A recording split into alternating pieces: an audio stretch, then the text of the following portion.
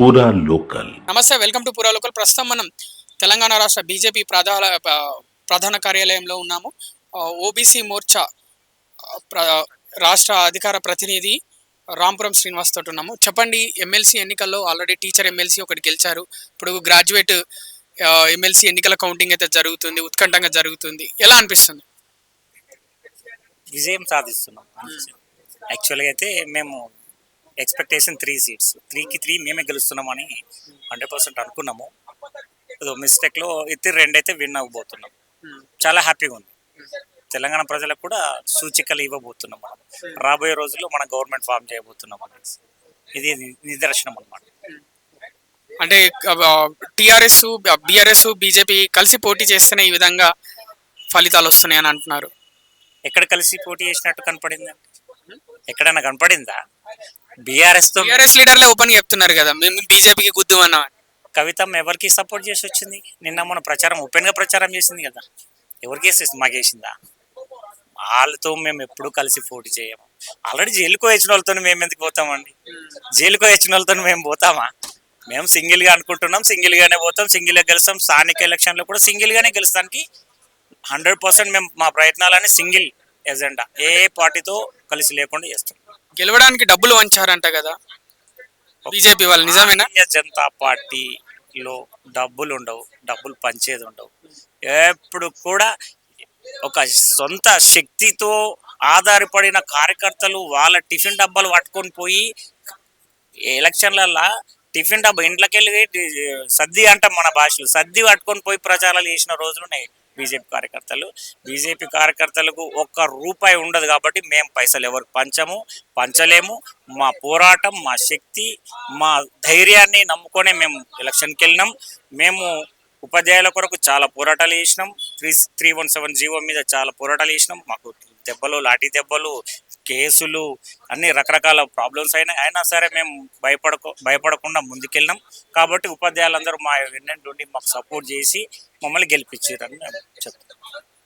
అంటే ఇప్పుడు తెలంగాణ రాష్ట్ర అభివృద్ధిని కేంద్ర మంత్రులు, ఇక్కడ నుంచి కేంద్ర మంత్రులు ఉన్న వాళ్ళే అడ్డుకుంటున్నారు. కిషన్ రెడ్డి అయినా, బండి సంజయ్ అయినా అని ముఖ్యమంత్రి అంటున్నాడు.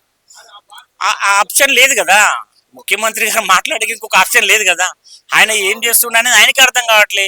వాళ్ళు దగ్గర వాళ్ళే ఆయనను విమర్శిస్తున్నారు. కాబట్టి ఆయన ఏం చెప్పాలి? ఎవరో ఒక్కరు అనాలి.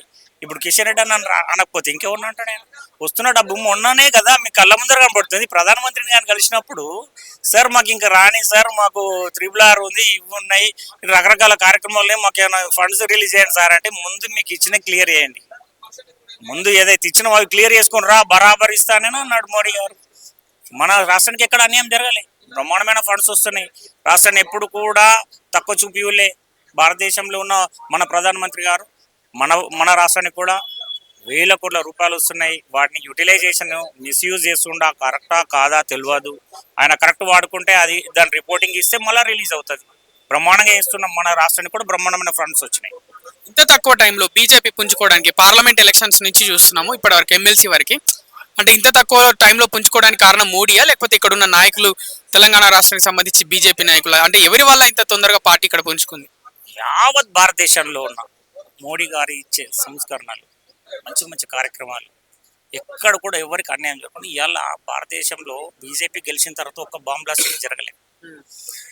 లాక్డౌన్ తర్వాత ఇప్పటి వరకు ప్రతి ఇంట్లో ఫ్రీ భోజనం ఇస్తున్న మోడీ గారు. ఉచిత బియ్యం, రేషన్ ఉచితంగా ఇస్తున్నారు. 1 రూపీ కూడా లేకుండా. కాబట్టి ఇది ఒకరికి లేటుగా, మన తెలంగాణలో లేటుగా తెలవడం వల్ల, అరే ఏది ఇచ్చినా మోడీ గారు ఇస్తున్నారట, ఏది ఇచ్చినా బీజేపీ అంట, మేము బీజేపీ ఓటేయలేకపోతామని ఇప్పుడు బాధపడుతున్నారు. కాబట్టి మేము చేసే ఉద్యమాలు, మేము చేసే కార్యక్రమాలు, మోడీ గారి సంస్కరణలు మంచిగా కనపడుతుంది ప్రజలు. కాబట్టి మమ్మల్ని ముందుకు తీసుకెళ్తున్నారు, మమ్మల్ని గెలిపిస్తున్నారు. రాబోయే స్థానిక ఎలక్షన్లో కూడా బ్రహ్మాండంగా మా బీజేపీ వాళ్ళే మొత్తం గెలుస్తారని అనుకుంటున్నాను. చివరి ప్రశ్న, తీన్మార్ మల్లన్న మీ పార్టీలోకి వస్తానంటే దానిపైన మీ అభిప్రాయం ఏంటి? తీన్మార్ మల్లన్న ఏ పార్టీలో ఉన్నాడో ఆయనకే అర్థం కావట్లేదు. ఏ పార్టీ ఆల్రెడీ మా పార్టీలోకి వెళ్ళిపోయింది ఆయన. ఇంతకుముందు ఆయన జైల్లో ఉన్నప్పుడు ఎవరు ఉండే? మనమే కదా జైలుకి తీసుకొచ్చింది. ఆయన వచ్చిండు, మాతో ఉన్నాడు, మళ్ళీ సడన్ గా పోయిండు, ఆడదన్నుడు ఇదే ఆయన పని. బాల ఆయన చెండి ఏడదంతా ఆడికెళ్ళిపోతాడు. ఆయన గురించి ఎక్కువ మాట్లాడుకోవడం వేస్ట్, వేస్ట్. ఒక కాన్సెప్ట్ లేని పర్సన్తో మనకెందుకన్నా డిస్కషన్, వేస్ట్.